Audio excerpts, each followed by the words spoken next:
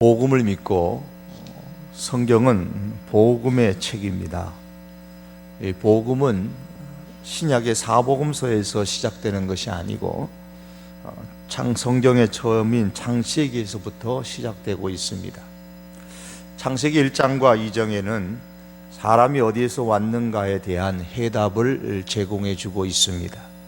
사람은 하나님께로부터 왔습니다. 따라서 하나님과 친밀한 관계를 맺을 때에만 진정한 사람다운 역할, 구실을 할 수가 있습니다.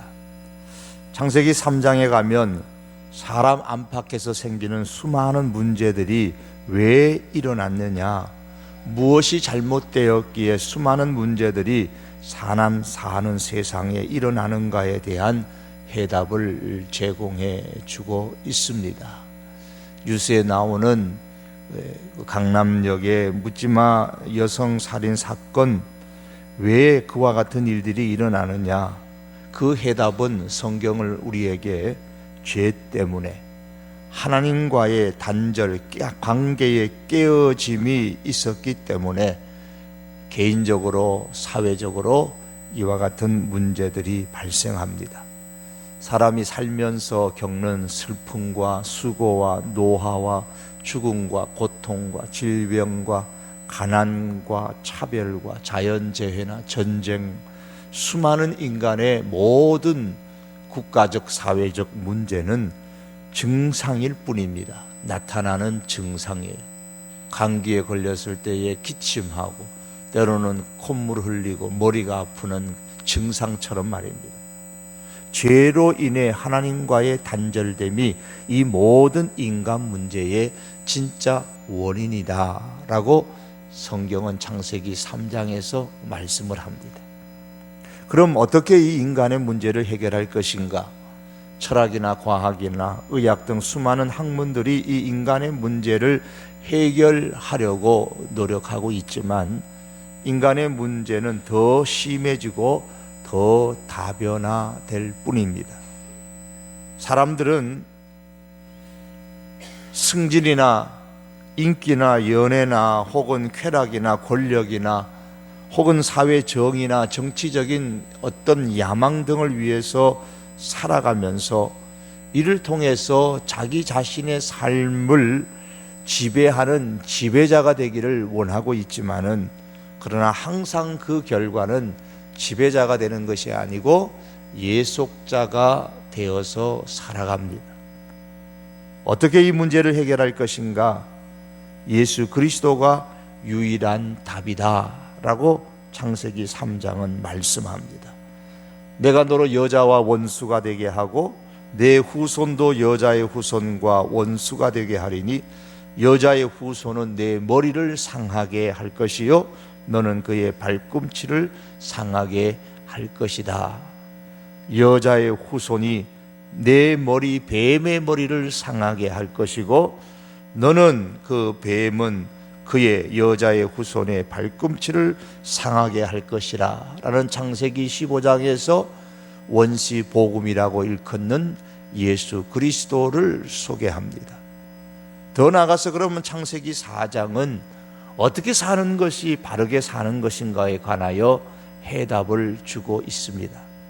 믿음으로 하나님을 예배하는 것이 바르게 사는 첩경입니다. 사람은 누구나 무엇인가를 예배하며 삽니다. 우리가 하는 유일한 선택이라는 것은 무엇을 예배할 것인가 라는 겁니다. 내가 예배하며 살 건가, 예배를 안 하며 살 건가, 그거는 우리의 선택 권한이 없습니다. 누구나 무언가를 예배하며 삽니다. 다만 무엇을 예배할 것인가, 우리는 그것을 선택하며 살아가는 것이고 그 무엇을 예배할 것인가에 따라서 인생이 달라지게 됩니다. 믿음이라는 것은 신뢰의 대상을 나 자신으로부터 하나님께로 옮기는 일입니다.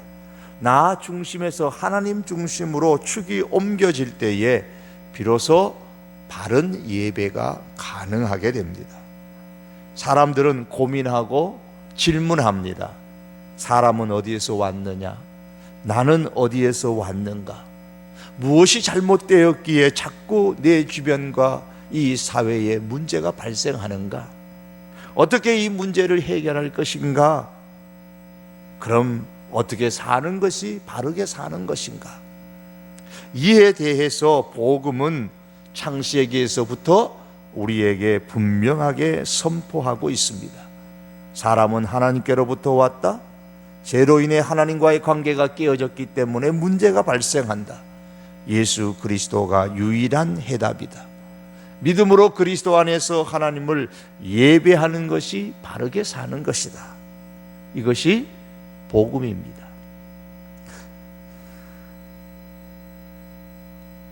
따라서 사람들이 반드시 들어야 할 소식, 기쁜 소식, 이것이 복음인데 사람들이 믿든 안 믿든 반드시 전파되어져야만 할 복음입니다.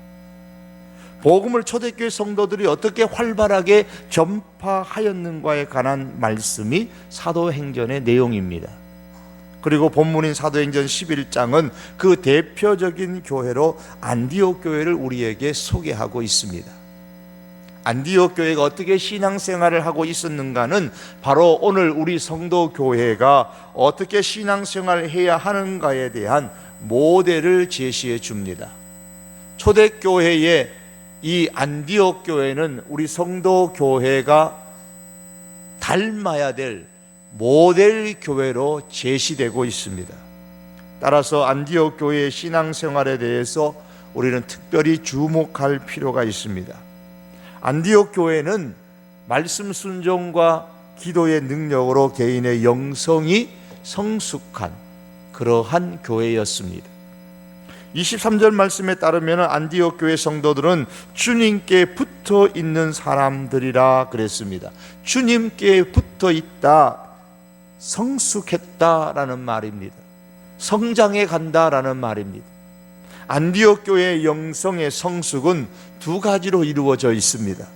하나는 안디옥 교회는 먼저 기도의 능력으로 그 영성이 성숙한 교회요 성도들이었습니다. 이 내용은 오늘 본문 밖에 나옵니다만 13장 2절에 보시면 주를 섬겨 금식하였다고 했고 3절에 가면 금식하며 기도했다고 했습니다. 금식하며 기도하는 중에 성령의 지시하심을 받게 되고 성령의 지시하심으로 순종하여 바나바와 바울을 선교사로 따로 세웠다고 말씀합니다. 이로 볼 때에 안디옥 교회는 지도자들이 먼저 앞장서서 기도하는 교회였고 기도의 능력으로 영성이 성숙한 교회임을 우리가 알 수가 있습니다. 또한 주님께로 돌아온 사람들이 말씀의 순종으로 통하여서 영성이 성숙한 교회였습니다. 안디옥 교회가 말씀에 힘을 기울였다는 것은 바나바가 사울을 데리고 와서 함께 말씀을 가르쳤음을 볼 때에 알 수가 있습니다. 25절과 26절에 보면 바나바는 이제 사울과 헤어진 이래로 10여 년의 세월이 흘렀습니다. 사울이 그의 고향인 다소라는 도시에 가서 복음을 전하고 있었는데 바나바는 그 사울을 찾아가서 사울을 데리고 안디옥까지 왔습니다. 그리고 성경은 말씀하기를 둘이 교회에 1년간 모여 있어 큰 무리를 가르쳤다 그랬습니다. 그리고 그 결과 26절 하반절에 제자들이 안디옥에서 비로소 그리스도인이라 일컬음을 받게 되었더라고 했습니다. 여기서 제자는 예수님의 제자를 말씀하는 것이 아니고 안디옥 교회 성도들을 의미하는 겁니다. 이 로마는 아주 넓은 영토였기 때문에 로마 본국에서 그 많은 정복한 나라들을 다 통제하기가 어려웠습니다. 그래서 효율적으로 그 정복한 나라들을 다스리기 위하여서 여러 지역에 행정상의 수도를 주었는데 인구가 로마와 알렉산드리아 다음으로 가장 많은 도시가 바로 안디옥입니다. 이런 큰 안디옥 도시인데 이 안디옥 도시에는 바쿠스, 우리가 말하는 바카스를 섬기는 제사가 있었고 또한 신전 제사와 더불어서 일어나는 매춘 행위로 인해서 안디옥은 술과 쾌락으로 인해 대단히 타락한 도시였습니다. 그런 도시에 살아가면서 안디옥 교회의 예수님을 믿는 사람들의 삶은 달랐습니다. 그런 세상을 닮지를 않았습니다. 그래서 예수를 그리스도라고 믿는 사람들을 그리스도인이라고 안디옥 사람들이 불렀습니다. 저 사람이 말하는 게 좀 다르네. 어째서 다르지? 그 안디옥 교회 다니는 사람이야. 그렇대. 저 사람은 일하는 자세가 좀 다르네. 어째서 다르지? 예수님을 믿는 사람이래. 저 사람은 먹는 데 있어서 살아가는 방식이 뭔가 우리하고 좀 다르네. 어째서 다르지? 예수님을 따르는 사람들이라네. 그래서 붙여진 이름이 그리스도인입니다. 아하, 예수를 그리스도라고 믿고 따라다니는 사람들이로구나. 그래서 붙여진 이름이 그리스도인입니다.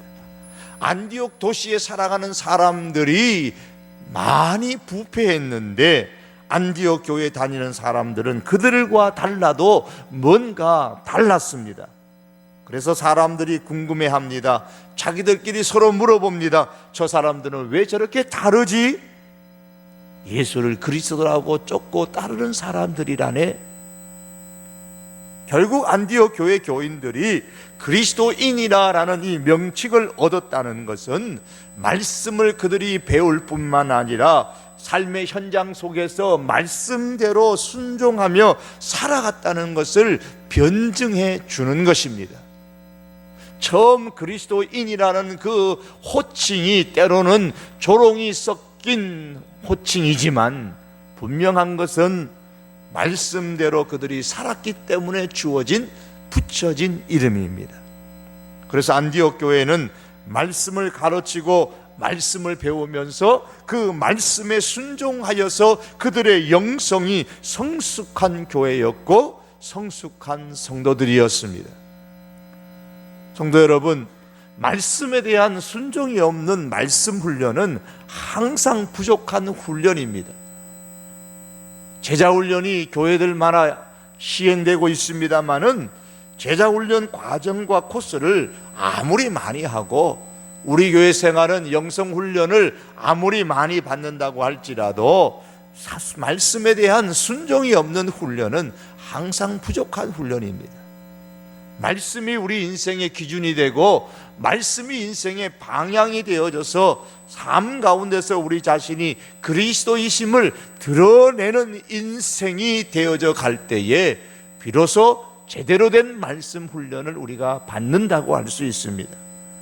결국 안디옥 교회는 말씀에 대한 순종과 기도의 능력을 통하여서 영성이 성숙한 교회요 성도들이었습니다. 이 모습을 오늘 우리 성도교회가 비전으로 제시하고 있는 첫 번째의 모습이고, 이러한 안디옥 교회의 모습을 우리가 부단히 모델로 삼아서 우리 역시도 말씀에 순종하며 우리의 삶의 현장 속에서 그리스도인이라는 호칭을 세상의 사람들로부터 인정을 받고 또한 기도의 능력을 통해서 성령의 인도하심을 받는 그런 하나님의 사람들이 될 수 있도록 힘쓰는 우리들이 될 수 있기를 원합니다.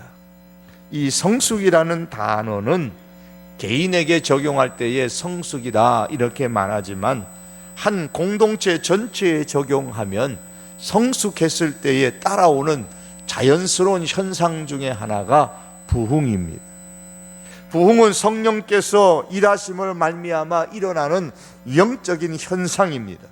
부흥이 있는 곳에는 예수님을 믿는 신앙의 사람들이 말씀대로 순종하는 것과 동시에 또한 수적으로 많아지는 현상이 일어나게 됩니다.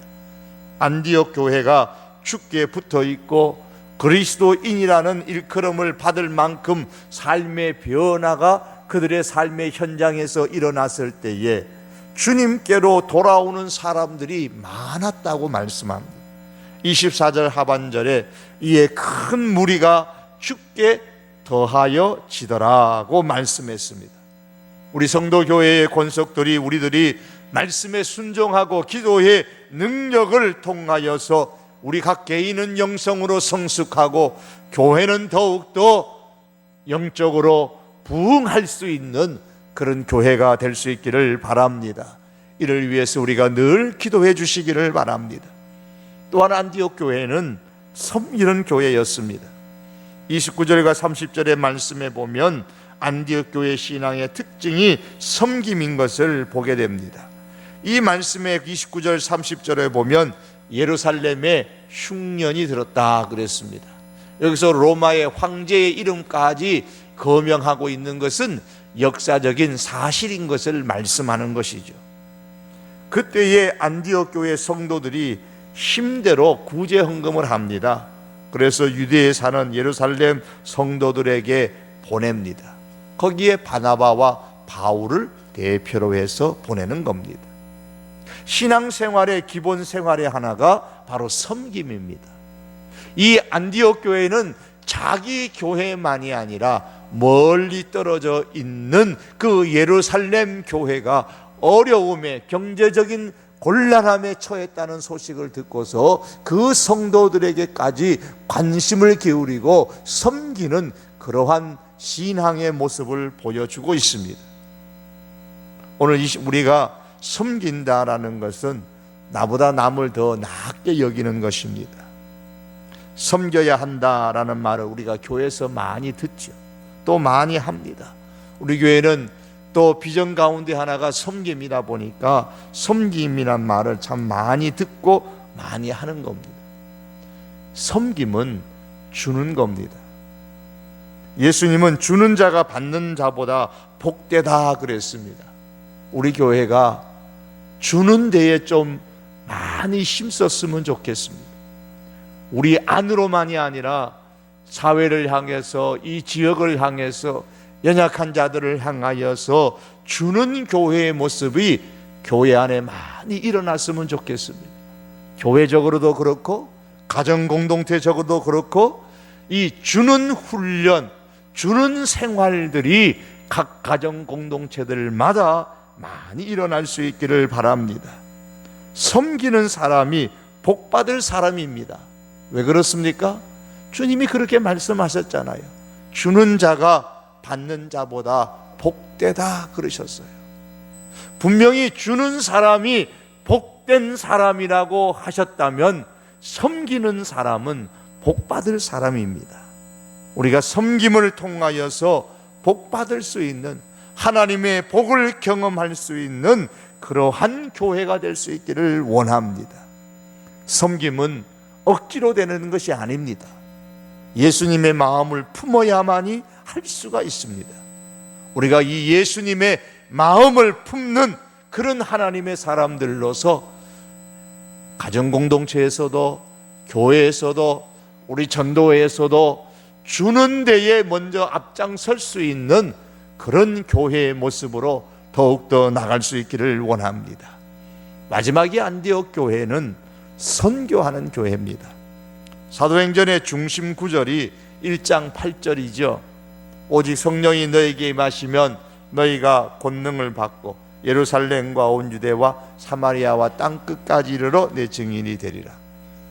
이 말씀을 하나님께서 어떻게 실현해 가는지를, 하나님의 역사의 그 행적을 기록하고 있는 말씀이 사도행전이죠.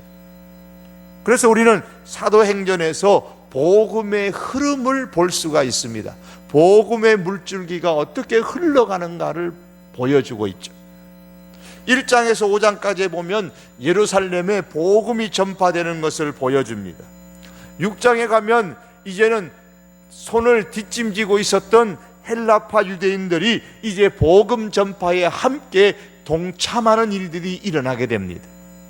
그리고 7장 8장에 가면 순교와 핍박을 통해서 이 복음이 예루살렘에서부터 유대로 흘러가고 사마리아로 흘러 들어가는 것을 보여줍니다. 그리고 9장에 가면 이제 하나님께서 이방인의 사도가 될 사울을 부르십니다. 이제 이방에 복음이 흘러 들어갈 수 있도록 하나님께서 지금 준비 작업을 하고 계시는 거예요. 그리고 10장에 가면 땅끝까지 선교를 하기 위한 첫 출발점으로서 이방인인 고넬료에게 복음을 전파하십니다. 그게 이제 첫 신호탄이죠. 땅끝까지 복음을 증거하는 데 있어서 이방인에게 복음을 증거하는 첫 신호탄이 이제 사도행전 10장에 고넬료가 베드로를 초청해서 말씀을 듣는 겁니다. 그리고 11장에 가면 이제 땅끝까지 복음을 전파하기 위하여 사울을 안디옥으로 오게 만들죠. 그리고 안디옥 교회를 땅끝까지 복음을 전파하는 교회로 하나님께서 사용하십니다. 이렇게 안디옥 교회를 사용하시기 위해서 하나님은 이 복음 전도자들의 발과 입을 사용하여 안디옥 교회가 세워지게 만드셨습니다. 안디옥 교회는 세계 선교에 있어서 아주 중요하고 특별한 의미가 있는 교회입니다. 그런데 성경은 이런 안디옥, 중요한 안디옥 교회를 누가 세웠는지에 대해서 침묵하고 있어요. 다만 19절과 20절에 무명의 전도자들의 행적만 기록하고 있을 뿐입니다. 19절과 20절입니다. 그때에 스데반의 일로 일어난 환란으로 말미암아 흩어진 자들이 베니게와 구브로와 안디옥까지 이르러 유대인에게만 말씀을 전하는데, 그 중에 구브로와 구레네 몇 사람이 안디옥에 이르러 헬라인에게도 말하여 주 예수를 전파하였다 그랬습니다. 특별히 20절에 안디옥의 헬라인, 즉 이방인에게 복음을 전파한 사람이 구브로와 구레네 몇 사람이라 라고 말했습니다. 구브로라고 하면 오늘날의 사이프러스 섬, 지중해 있는 사이프러스 섬이죠. 분명한 것은 그 당시에 구브로는 유대인의 땅은 아니었습니다. 따라서 구브로 사람이라 그러면 이방인으로서 예수님을 믿었던 사람들이었을 겁니다. 또한 구레네는 북아프리카에 위치하고 있는 그리스도의 한 도시입니다. 구레네 사람이라 그러면 일반적으로 이제 아프리카에 살아가는 흑인이든지 아니면 이방에 사는 헬라파 유대인이었을 가능성이 있죠. 어쨌든 정통 유대인들은 아닙니다. 모두 다 이들은 이방인의 땅에 살아가는 사람들이었고, 그들이 이방인에게, 헬라인들에게 복음을 전하였다라고 말씀합니다. 그렇게 세서 안디옥 교회를 세웠는데 그들이 누군지에 대해서는 소개하고 있지 않습니다. 이것을 볼 때의 교회는 유명한 사람들만이 필요로 하는 것은 결코 아닙니다. 이름도 알 수 없는 평범한 이 보통의 사람들이지만 이들은 하나님의 선교에 소중하게 쓰임을 받습니다. 세계 선교 역사에 있어서 가장 중요한 역할을 한 이 안디옥 교회를 세우는 데 있어서 이름도 알 수 없는 보통의 평범한 사람들이 사용된 것이죠. 이들이 복음 전파에 헌신하니까 하나님께서도 그곳에 역사하셨습니다. 21절에 보면 주의 손이 그들과 함께 하시매, 이름도 알 수 없는 이 평범한 보통의 사람들이 핍박을 피하면서 안디옥까지 와서 유대인들에게, 안디옥까지 와서 헬라인들에게 복음을 전파하니까 하나님의 손도 그들과 함께 하셔서 수많은 사람들이 믿고 돌아오고, 그래서 마침내 안디옥 교회가 세워지게 되는 겁니다. 하나님의 사람들이 복음 전파에 열정적일 때에 하나님은 가만히 계시지 않으십니다. 하나님의 손이 그들과 함께 하시고 수많은 사람들이 믿고 예수님께로 돌아왔습니다.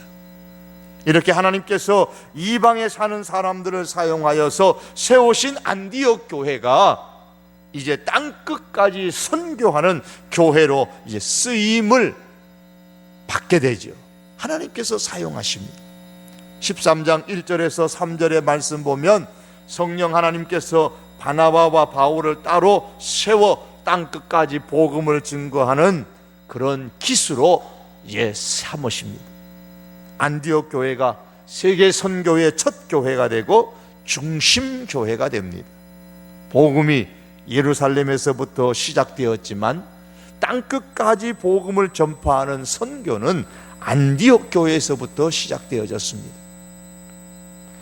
한일 합방이라는 위기 앞에서 일본의 그 압제의 그림자가 짙게 드리워졌던 이 조선 땅에, 이 대한민국 땅에 희망을 잃고 있었을 때에 한국 교회가 이 땅에 세워지게 되죠. 복음으로 이 땅 백성들에게 소망을 심었습니다. 하나님께서는 이 땅이 정말 나라를 잃어버리는 그와 같은 상황이 가까워 왔을 때에 먼저 복음을 주셔가지고 이 땅에 소망을 주셨어요. 이 땅을 살아가는 우리 백성들에게 희망을 주셨어요. 가장 작은 수로 한국 역사상에 가장 큰 영향력을 끼쳤고 소망을 주었던 그때 복음 증거에 대한 열정이 그 어느 때보다도 강했던 때였습니다. 오늘날 디플레이션 경제에 이제 우리나라가 빠져 있다라고 많은 이제 학자들이 이제 그 초입에 들어왔다고 이야기를 합니다. 물론 일부에서 아직도 그 사실을 부정하는 사람들도 있지만 많은 사람들이 이제 디플레이션 경제에 빠졌다라고 그렇게 우려를 하고 있습니다. 이런 대한민국 백성들에게 오늘 이 시대의 교회가 다시 한번 예수님으로 복음으로 소망을 심어 주어야 할 때입니다. 이 나라가 참 암울했을 때에 하나님께서 이 땅에 교회를 세우시고 또한 전쟁으로 말미암아서 6.25 전쟁으로 정말 비참한 삶을 살 때에 하나님께서는 교회를 통해 복음을 통해서 이 땅의 백성들에게 삶의 용기를 주시고 희망을 주시고 영원한 하나님의 나라에 대한 그 소망을 가지고 살 수 있도록 그렇게 축복해 주셨습니다. 그 믿음의 힘으로서 성도들이 이 사회를 지탱해 왔고 이겨왔습니다. 이제 그 복음의 힘을 가지고 우리가 다시 한 번 더 이 땅의 백성들에게 희망을 주어야 할 때입니다.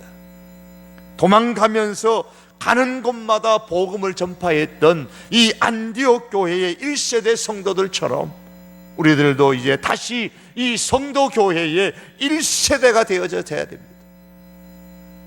복음의 열정을 우리가 다시 한번 회복해야 됩니다. 어떤 분이 이런 이야기를 했어요. 나는 천국에 가서 다윗왕과 대화하고 에녹과 산책할 날을 고대한다. 천사장 미가엘도 만나고 가브리엘도 만나고 싶다. 천국에 가면 처음 100년 동안은 모든 그 환경에 놀라가지고 충격과 감탄 속에 살게 되지 않을까 싶다. 금으로 된 길과 그룹들, 천사들, 그리고 옛 성도들 우리 눈으로 사로잡을 것이고 우리보다 먼저 하늘나라로 간 사랑하는 사람들과 오랜만에 조우하는 기쁨도 누릴 것이다. 기대된다. 그렇지만 우리가 두 번 다시 볼 수 없는 것이 하나 있다. 바로 비그리스도인이다. 그들은 어디에서도 찾아볼 수 없을 것이다. 그렇습니다. 우리가 천국에 가면 수많은 좋은 것들을 또한 그리운 사람들을 만나겠지만 그곳에서 결단코 볼 수 없는 사람들은 예수 그리스도를 믿지 않는 비그리스도인입니다. 사람을 전도할 수 있는 기회는 지금 이 세상에만 있습니다. 하나님의 이 복음교회, 구원교회에게 동참할 수 있는 기회는 지금 이 세상에서 뿐입니다. 언젠가 하늘 보좌 앞에 서서 하나님의 질문에 답해야 하는 날이 오게 될 것입니다. 성가대 인원이 몇 명이었는지, 교회 건물의 규모는 어느 정도였는지, 1년의 교회의 예산은 어느 정도였는지를 하나님께서 우리에게 질문하시겠습니까? 너희 교회는 1년 예산이 얼마냐? 하나님께서 그런 거 묻지 않으실 거예요. 내 백성을, 내 백성, 하나님의 백성을 얼마나 하나님의 집으로 인도하였느냐, 내가 얼마나 하나님의 이 구원 계획에 동참하였는지를 주님께서 우리에게 확인하지 않으시겠습니까? 이 땅에 복음이 전파된 초기에 어느 선교사가 이렇게 고백했습니다. 제가 씨앗이 되어 이 땅에 묻히게 되었을 때에 아마 하나님의 시간이 되면 조선 땅에는 많은 꽃들이 피고 그들도 여러 나라에서 씨앗이 될 것입니다. 그 선교사의, 이 땅에 왔던 그 선교사의 기대처럼 우리나라 교회가 그렇게 되었죠. 저는 이 땅에 저의 심장을 묻겠습니다. 바로 이것은 조선을 향하는 저의 열정이 아니라 조선을 향한 하나님의 사랑이라는 것을 알게 되었습니다. 내가 조선을 향한 열정 때문에 이 땅에 나의 심장을 심는 것이 아니라 이 조선 땅을 향한 하나님의 사랑 때문에 나의 심장을 이 조선 땅에 심는다라고 그렇게 고백하며 순교했던 어느 한 외국 선교사의 고백입니다. 사랑하는 성도 여러분, 선교사들의 영혼에 대한 사랑이 죽음의 땅이었던 이 조선을 생명의 땅으로 변화시켰습니다. 우리 모두는 그런 의미에서 이 조국 교회는 복음의 빚진 교회요, 우리 성도는 모두가 복음의 빚진 사람들입니다. 이제는 우리가 그 빚을 갚기 위해 복음의 횃불을 다시 높이 들어야 할 때입니다. 우리에게 주어진 시간은 지금뿐입니다. 지금이 우리에게 주어진 마지막 시간입니다. 이 조선 땅을 사랑했던 그 무명의 선교사의 열정이 우리 안에도 다시 한 번 더 일어날 수 있기를 원합니다. 회복되기를 원합니다. 그의 고백처럼 이 땅에 저의 심장을 묻겠습니다 라는 그런 고백이 있어야 할 것입니다. 한 영혼을 구원하기 위해서라면 어떤 대가라도 지불하겠습니다라는 그런 고백이 있어야 할 것입니다. 이 조선 땅뿐만 아니라 이 조국 땅뿐만 아니라 우리가 세계 곳곳마다 복음을 심는 이 열정을 우리가 끊이지 말아야 합니다. 세상을 가슴 뛰게 하는 교회는 영혼을 향하여 그 마음을 열고 입을 열고 삶을 열어서 복음을 전하는 교회입니다. 말씀을 맺기를 원합니다. 신앙의 기본은 영혼의 성숙과 섬김과 선교입니다.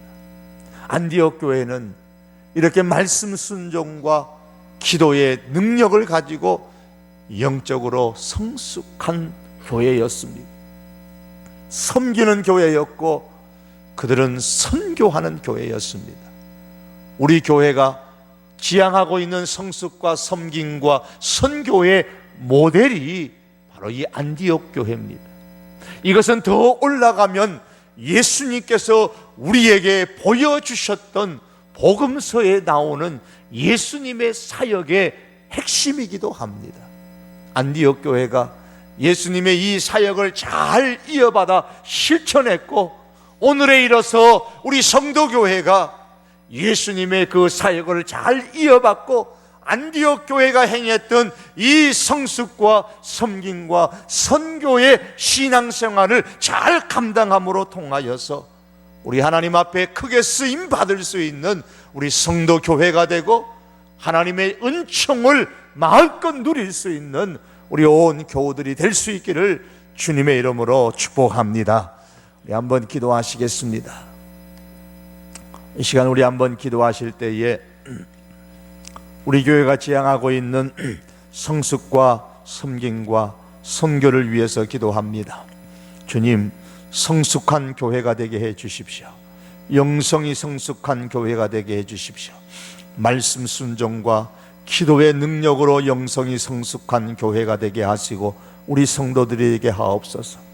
예수님의 마음으로 교회와 가정과 이웃을 섬기는 교회가 되게 하시고 우리 성도들이 되게 하시옵소서.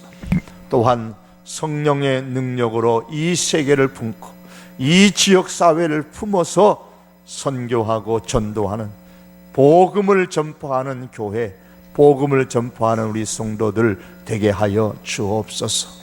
이를 통하여 정말 하나님 손에 쓰임받는 우리 성도교회, 하나님께 마음껏 축복을 누리는 그와 같은 우리 성도들이 될 수 있도록 우리 이 시간 다 같이 한번 주여 부르짖고 다 같이 성숙과 섬김과 선교의 교회 비전을 두고서 이와 같은 교회가 되게 하옵소서. 다 같이 한번 주여 부르짖고 기도하시겠습니다.